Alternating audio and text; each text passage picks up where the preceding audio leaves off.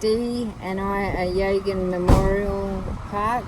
We're going to go and explore, and we don't mean any disrespect to any Indigenous people. We're here to learn and be educated and see what we find. This is about the elder that we went with the other kangaroo islands, so we're about Yagan, so we're going to go and educate ourselves and stuff, so stay tuned.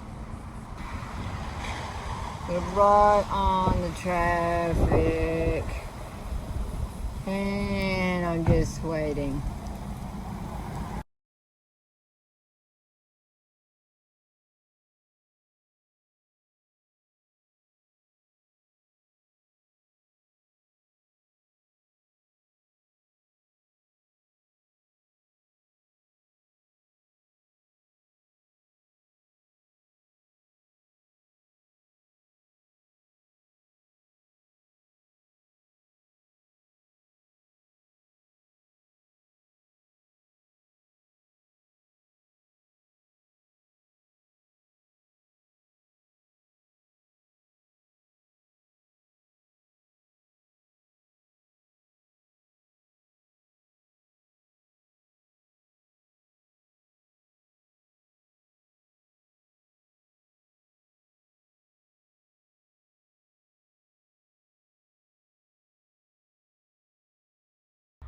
This Yagan Memorial area is quite small, but it's quite pretty here. Probably good to come in the spring when it's not like a 35-degree day, but we might find something else to explore around here. You never know, but it's really interesting. Hey, Mr. Yagan, I think you sent us a sign to protect us because, thank you, got a lizard in the middle of that. Can you viewers see that lizard in the middle? What a cute looking thing. I don't know what that's meant to be because, no disrespect, I am a white person and I don't know much.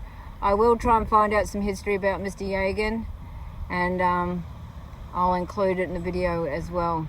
Film it on that. Okay, I'm pointing that way. Oh, he unhooked the trailer. Oh dear. Okay, carry on. The image shows a scar tree or canoe tree, which is a tree from which Indigenous Australians have removed a section of bark for purposes such as creating canoes, shields or containers. The oval shape and the marks around the edge indicate the bark was deliberately cut and removed. These trees are significant cultural heritage sites, providing physical evidence of traditional Indigenous practices. There you go. Thank you, Dee. Is that all? Well, there you go. That's the Yagan Memorial Park, a very small one. I thought it was a lot bigger, but as we said, we're here to pay respects, and we don't mean any offence. So I will put some more history in as well, and then we'll go from there. You take care and see what next adventure we come up to. I found a little bit of history of the Aboriginal warrior Yagan. Again, as I said, no disrespect. I only found some of these facts here and I'll read them out. But again, I do apologise. And also, yes, I'm white and I'm learning as well. And I want to apologise to Yagan and the elders about how horrible people treated him. They shot him in the back. What a coward way. And then to turn around and take his head, send it to England, and then many, many, many years later, and I mean many, the elders here and other people fought to get his head returned back to Australia, where it's now somewhere in the Swan Valley, so that he can rest in peace. So my apologies to that, and again, we don't mean any disrespect. We're learning as well, and I find it very interesting in that, yes, some of the history can be terrible, but anyway, this is what I found about him. Well, I did, but I kind of lost it now. Hang on. Looks like I'm going to have some problems. It was here. I don't know what's going on. Here we go. So Yagan, it says 1795 to 1833, was a revered Noongar leader and warrior who led significant resistance against the British colonisation in Western Australia. During the early years of the Swan River colony, known for his imposing stature and fighting skill and commitment to traditional law, Yagan is remembered today as a patriotic figure in Australian history. Yagan was a member of the Whadjuk Noongar people, and I do apologise if I'm pronouncing it wrong, belonging to the Belia clan that inhabited land south of the Swan and Canning rivers.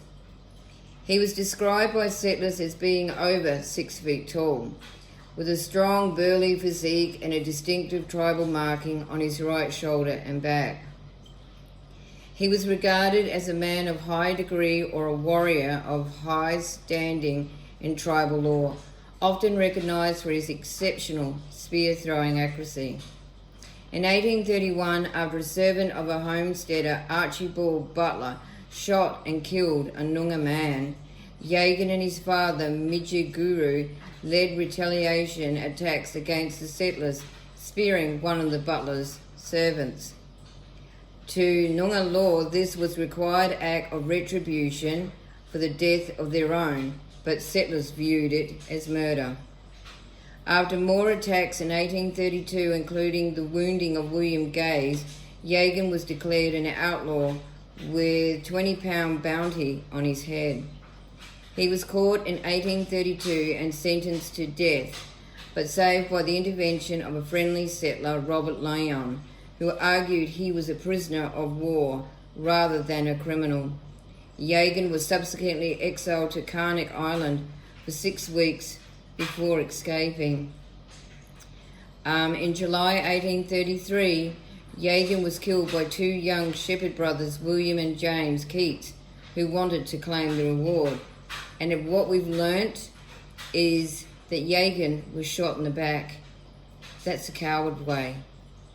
Anyway, after being shot, Yagan's head was severed from his body, smoked in a hollow tree stump, and taken to England, where it was exhibited in the Liverpool Museum. How disgraceful. After a long 164-year campaign by Noongar elders, Yagan's head was returned to Australia in 1997. On July 10, 2010, after many years of debate, Yagan's head was buried in a traditional ceremony at Yagan Memorial Park in the Swan Valley. Today, Yagan is celebrated as an iconic figure of resistance, and he is honoured with a statue in Yagan Square in Perth CBD. He is viewed by the Noongar community as a patriarch, not a criminal, who stood up for his people, land and culture. And you know what? I agree to that. And so that's a little bit of history. Again, there could be more. Comment below if you know a bit more. As I said, no disrespect. And we'll see what other explorers we come up to.